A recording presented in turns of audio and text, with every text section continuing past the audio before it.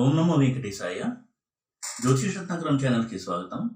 ఈ వీడియోలో ఒక జాతకంలో గుళిక అలాగే మాంది యొక్క ప్రాముఖ్యత ఏంటి, గుళిక అంటే ఏంటి, ఈ గుళిక వల్ల కలిగేటువంటి రాజయోగాలు కావచ్చు, లేదా కష్ట నష్టాలు కావచ్చు, సమస్యలు ఏ విధంగా మనం చూడొచ్చు. గుళిక గురించి ఎక్కువగా శాస్త్రాల్లో చెప్పకపోయినా కానీ గుళిక కూడా రిజల్ట్స్ ఇవ్వడంలో కొంత ప్రధానమైనటువంటి పాత్రని పోషిస్తుంది. అసలు గుళిక అంటే ఏంటి, ఈ గుళికని ఎలా క్యాల్కులేట్ చేయాలి, తర్వాత గుళిక ఏ స్థానంలో ఉంటే ఎటువంటి రిజల్ట్స్ ఉంటాయి, ఇటువంటి విషయాలు మనము డిస్కస్ చేద్దాము. మొట్టమొదటిగా గుళిక అనేది ఒక ప్లానటరీ స్టేటస్ ఇవ్వకపోయినా కానీ గుళిక కూడా కొన్ని ఫలితాలను నిర్దేశించేటువంటి సామర్థ్యం కలిగి ఉంటుంది. అయితే గుళిక ఎలా క్యాలిక్యులేట్ చేయాలి అని కనుక చూసినట్టయితే రాత్రి భాగాన్ని పగటి భాగాన్ని అంటే డే టైం నైట్ టైం రెండూ కూడా ఇక్కడ మనం కన్సిడర్ చేయాల్సి ఉంటుంది. ఉదాహరణకి పగటిపూట 12 గంటలు, రాత్రిపూట 12 గంటలు అనుకుంటే ఆ పగటి పూటని 8 భాగాలు చేయాలి. అంటే 8 పార్ట్స్ చేసి ఒక్కొక్క పార్ట్ ఇంచుమించుగా గంటన్నర వ్యవధి అనేది వస్తుంది. అలాగే రాత్రి భాగాన్ని కూడా 8 పార్ట్స్ చేయాలి. అయితే సమ్మర్లో డే టైం ఎక్కువగా ఉండడము, నైట్ టైం తక్కువగా ఉండడము, అలాగే వింటర్ సీజన్లో నైట్ టైం ఎక్కువగా ఉండడము, డే టైం తక్కువగా ఉండడం, దీనివల్ల కొద్దిగా ఒక 10 మినిట్స్ అటు ఇటుగా యాడ్ అవడము లేదా తగ్గడం అనేది జరుగుతూ ఉంటుంది.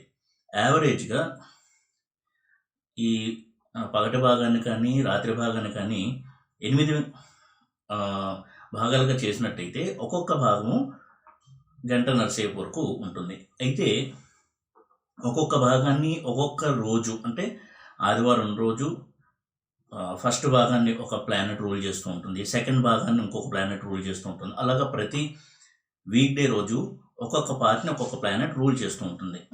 ఈ విధంగా శాటర్న్ ఏదైతే భాగాన్ని రూల్ చేస్తూ ఉంటుందో ఆ భాగమే గుళిక. ఈ విధంగా చూసినట్టయితే ఇక్కడ పరాశర సిస్టమ్ అలాగే కాళిదాస్ చెప్పిన పద్ధతి ఈ రెండు కూడా మనం కన్సిడర్ చేయాల్సి ఉంటుంది. పరాశరుడి ప్రకారము ఈ గంటన్నర వ్యవధి ఏదైతే సాగుతూ ఉంటుందో, ఎప్పుడైతే ఆ కాలం స్టార్ట్ అవుతుందో ఆ 7వ శని యొక్క భాగం, అది ఎన్నో భాగమైనా కావచ్చు, శని యొక్క భాగం ఎప్పుడైతే స్టార్ట్ అవుతుందో ఆ స్టార్టింగ్ టైంలో కనుక లగ్నం వేసినట్టయితే లగ్నం ఏ రాశిలో ఉంటుందో అది గుళిక యొక్క పొజిషన్. అయితే కాళిదాసు ప్రకారం ఎప్పుడైతే శని యొక్క భాగం ఎండ్ అవుతుందో, పూర్తవుతుందో, ఆ ఎండింగ్ టైంలో ఉన్నటువంటి సమయానికి కనుక లగ్నం వేసినట్టయితే ఆ లగ్నం ఉన్నటువంటి రాశి గుళిక ఉన్నటువంటి రాశిగా తీసుకోవాలి అనేది కాళిదాసు చెప్పినటువంటి పద్ధతి. అయితే ఈ రెండు కూడా మనం కన్సిడర్ చేయాలి, ఈ రెండింటిని కూడా మనం పరిగణనలోకి తీసుకోవాలి. ఎందుకంటే రెండింటి నుంచి కూడా రిజల్ట్స్ అనేవి టాలీ అవుతూ ఉంటాయి. అయితే వెరసి ఈ గుళిక ఉన్నటువంటి గంటన్నర వ్యవధి ఏదైతే ఉందో ఆ టైంలో లగ్నం ఏ రాశుల్లో ఉంటుందో ఆ రెండు రాశుల్లో కూడా గుళిక యొక్క రిజల్ట్ అనేది మనం గమనించాల్సి ఉంటుంది. అయితే ఈ గంటన్నర వ్యవధిని 2 భాగాలు చేసి సరిగ్గా మధ్యలో ఆ టైంలో కనుక లగ్నం వేసినట్టయితే ఆ లగ్నం ఏ రాశిలో వస్తుందో అది మాందిగా చెప్పబడింది. ఉదాహరణకి గుళిక యొక్క సమయం తీసుకున్నట్టయితే సాయంత్రము 5 నుంచి 6:30 గుళిక శని యొక్క భాగము, 5 నుంచి 6:30కి మధ్య భాగానికి తీసుకుని ఆ టైంకి అంటే ఆ 90 నిమిషాల సమయంలో ఎప్పుడైతే స్టార్ట్ అయిందో 5 గంటలకు స్టార్ట్ అయింది కాబట్టి 5:45 కనుక లగ్నం వేస్తే ఆ లగ్నం ఏ రాశిలో ఉందో అది మాంది యొక్క పొజిషన్గా చూడాల్సి ఉంటుంది. ఇది గుళిక లేక మాంది క్యాలిక్యులేట్ చేసేటువంటి విధానం. అయితే గుళిక ప్రధానంగా మేజర్ ప్లానటరీ స్టేటస్ ఇవ్వకపోయినా, అంటే ఒక గ్రహం యొక్క స్థితి ఇవ్వకపోయినా కానీ వాటికి లార్డ్షిప్స్, ఎగ్జాల్టేషన్ ఇటువంటివి ఇవ్వకపోయినా గుళిక కూడా ఫలితాలను నిర్దేశించేటువంటి కెపాసిటీ కలిగి ఉంటుంది. ప్రధానంగా గుళిక ఇచ్చేటువంటి ఫలితాలు నెగిటివ్ రిజల్ట్స్ ఎక్కువగా ఉంటాయి. కాబట్టి గుళిక పొజిషన్ని అనలైజ్ చేయడము, అంశచక్రాల్లో డివిజనల్ చార్ట్స్లో కూడా గుళిక ఏ రాశిలో ఉంది చూడడం అనేది చాలా చాలా హెల్ప్ చేస్తుంది అనాలిసిస్ చేసేటప్పుడు. అయితే ఇక్కడ గుర్తుపెట్టుకోవాల్సిన గుళిక ఏ రాశిలో అయితే ఉంటుందో ఆ రాశికి సంబంధించినటువంటి ప్లానెట్స్ని నెగిటివ్గా ఇంపాక్ట్ చేయడం అనేది గుళిక చేసేటువంటి పని. అదేవిధంగా గుళిక ఏ గ్రహంతో అయితే ఉంటుందో ఆ గ్రహం యొక్క పోర్ట్ఫోలియోస్, ఆ గ్రహం యొక్క న్యాచురల్ కారకత్వాలు కూడా దెబ్బతింటాయి గుళిక యొక్క అసోసియేషన్ వల్ల, అంటే కలయిక వల్ల. అయితే గుళిక ఏ రాశిలో ఉంటుందో దానికి ఆపోజిట్ సైన్, దానికి ప్రమాణ గుళిక అని పేరు, అది మరికొంత ఎక్కువగా నెగిటివ్ రిజల్ట్స్ ఇచ్చేటువంటి పొజిషన్. ఉదాహరణకి గుళిక కర్కాటకంలో ఉంది అంటే మకర రాశిలో ప్రమాణ గుళిక అనేది ఉంటుంది. కాబట్టి మకర రాశిలో ఉన్నటువంటి ప్రమాణ గుళిక వల్ల ఆ రాశికి సంబంధించినటువంటి పోర్ట్ఫోలియోస్ ఎక్కువగా ఇంపాక్ట్ అవుతూ ఉంటాయి. అయితే చాలామంది గుళికని పెద్దగా పట్టించుకోకపోవచ్చు. అయితే ఒక సంఘటన జరిగినప్పుడు, ముఖ్యంగా ఒక నెగిటివ్ ఈవెంట్ ఏదైనా జరిగినప్పుడు గుళిక యొక్క ఇంపాక్ట్ అనేది మనం స్పష్టంగా చూడొచ్చు. గుళిక ఏ గ్రహంతో ఉంటుందో ఆ గ్రహం యొక్క న్యాచురల్ కారకత్వం ఏదైతే ఉందో, నైసర్గిక కారకత్వం ఏదైతే ఉందో దాన్ని దెబ్బతీస్తుంది గుళిక. అలాగే ఆ ప్లానెట్ యొక్క లార్డ్షిప్ని దెబ్బతీస్తుంది. అలాగే గుళిక ఏ హౌస్లో ఉందో ఆ హౌస్ యొక్క పోర్ట్ఫోలియోని కూడా దెబ్బతీస్తుంది. ఉదాహరణకి గుళిక కనుక రవితో ఉన్నట్టయితే తండ్రితో విభేదాలు, అలాగే జాబ్లో తీవ్రమైనటువంటి ప్రాబ్లమ్స్, ఇటువంటివన్నీ కూడా ఇచ్చే అవకాశం ఉంటుంది. చంద్రుడితో కనుక గుళిక ఉన్నట్టయితే మెంటల్ వర్రీస్ ఎక్కువగా ఉండడము, సైకలాజికల్ ఇష్యూస్ ఎక్కువగా ఉండడము, తల్లితో విభేదాలు, అలాగే ట్రావెల్ రిలేటెడ్ ఇష్యూస్ అంటే ఫారిన్ ట్రావెల్స్ కావచ్చు, ఇటువంటి ట్రావెల్స్లో కొంత ప్రాబ్లమ్స్, దానివల్ల కలిసి రాకపోవడము, ఇటువంటి రిజల్ట్స్ని గుళిక ఇస్తారు. అందరూ ప్రమాదాలు గురవుతూ ఉండడము ట్రావెలింగ్ చేసేటప్పుడు, ఇవన్నీ కూడా గుళిక చంద్రుడితో ఉండి ఇచ్చేటువంటి నెగిటివ్ రిజల్ట్స్గా చూడాల్సి ఉంటుంది. అదేవిధంగా గుళిక కనుక కుజుడితో ఉన్నట్టయితే ఎక్కువగా ఘర్షణ వైఖరికి వెళ్తూ ఉండడము, అనారోగ్య సమస్యలు, తీవ్రమైన యాక్సిడెంట్స్కి చాలా త్వరగా యాక్సిడెంట్స్ గురవుతూ ఉండడము, ఇటువంటి ఒక నేచర్ను మనం గమనించవచ్చు.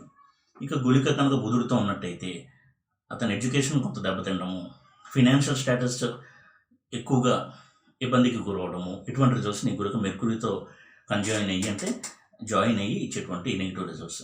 ఇక గురువుతో కనుక గుళిక ఉన్నట్టయితే ఫినాన్షియల్ స్టేటస్ చాలా తీవ్రంగా దెబ్బతినడము, ఆ గురువు యొక్క మహాదశ నడుస్తున్నప్పుడు ఎడ్యుకేషన్లో ప్రాబ్లమ్స్, ఇవన్నీ కూడా గురువుతో గుళిక చేరుకుని ఇచ్చేటువంటి నెగిటివ్ రిజల్ట్స్. అలాగే శుక్రుడితో వైవాహిక సంబంధాలు, ప్రేమ వ్యవహారాల్లో ప్రాబ్లమ్స్, చాలా చాలా ఘర్షణలు చోటు చేసుకోవడము, వివాహంలో కావచ్చు లేదా ప్రేమ వ్యవహారాల్లో, ఇటువంటి రిజల్ట్స్ని గుళికిస్తారు. ఇక శనితో ఉన్నట్టయితే ఉద్యోగ వ్యాపారంలో తీవ్రమైనటువంటి నష్టాలు, కష్టాలు, ఎదురు దెబ్బలు, ఇవన్నీ కూడా ఇస్తూ ఉంటాడు.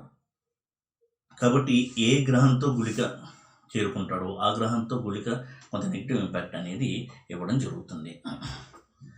ఇక ఏ హౌస్లో ఉంటాడో దానికి సంబంధించిన పోర్ట్ఫోలియోస్ను కూడా గుళిక దెబ్బతీయడం అనేది మనం గమనించాల్సి ఉంటుంది. ఫస్ట్ హౌస్లో ఉంటే అనారోగ్య సమస్యలు, అలాగే 7th హౌస్లో ప్రమాణ గుళిక ఉంటుంది కాబట్టి మ్యారిటల్ రిలేషన్స్ తీవ్రంగా దెబ్బతినడం, ఇద్దరి మధ్య చాలా తీవ్రమైనటువంటి ఒక ఘర్షణ, వైలెంట్ ఇన్సిడెంట్స్ చోటు చేసుకోవడం, ఇటువంటి వాటికి ఆస్కారం ఎక్కువగా ఉంటుంది.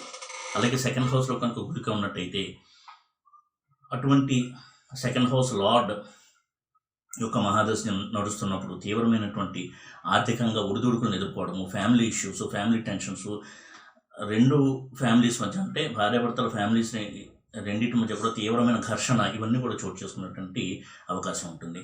గుళిక ఏ రాశిలో ఉంటాడో, ఏ ఇంట్లో ఉంటాడో ఆ రాశి యొక్క అధిపతి యొక్క మహాదశ నడుస్తున్నప్పుడు, అలాగే గుళిక నవాంశలో ఏ రాశిలో ఉంటాడో ఆ రాశి అధిపతి మహాదశ నడుస్తున్నప్పుడు కూడా జాతకుడు ఆ స్థానం యొక్క దుష్ఫలితాన్ని ఎక్కువగా అనుభవించడానికి గుళిక హెల్ప్ చేస్తాడు, కొంత ఇబ్బందులకు గురి చేస్తాడు గుళిక. అదేవిధంగా 3rd హౌస్లో ఉంటే సోదరులతో విభేదాలు, జర్నీస్లో ప్రాబ్లమ్స్, అలాగే వృత్తి వ్యాపారాల్లో ఒడిదుడుకులు ఎక్కువగా ఉండడం, ఇటువంటి కొంత మనం ఒక నైజాన్ని మనం గమనించవచ్చు. అలాగే 4th హౌస్లో ఉంటే ల్యాండెడ్ ప్రాపర్టీస్లో ఇష్యూస్, లిటిగేషన్స్, అలాగే ప్రమాదాలు, వాహన ప్రమాదాలు ఎక్కువగా జరుగుతూ ఉండడము, మదర్తో రిలేషన్ అంత బాగా లేకపోవడము, విదేశీ వ్యాపారాలు కలిసి రాకపోవడము, చదువు కూడా ఎన్నో అడ్డంకులతో సాగడము, ఇటువంటి వాటికి అవకాశం ఉంటుంది. గుళిక కనుక స్ట్రాంగ్గా ఇంపాక్ట్ చేస్తూ ఉంటే 4th హౌస్ని. 5th హౌస్లో సంతాన సమస్యలు, స్పెక్యులేషన్స్లో ప్రాబ్లమ్స్, ఇవన్నీ 5th హౌస్ రిలేటెడ్ ఇష్యూస్ గుళికి ఇచ్చేవి.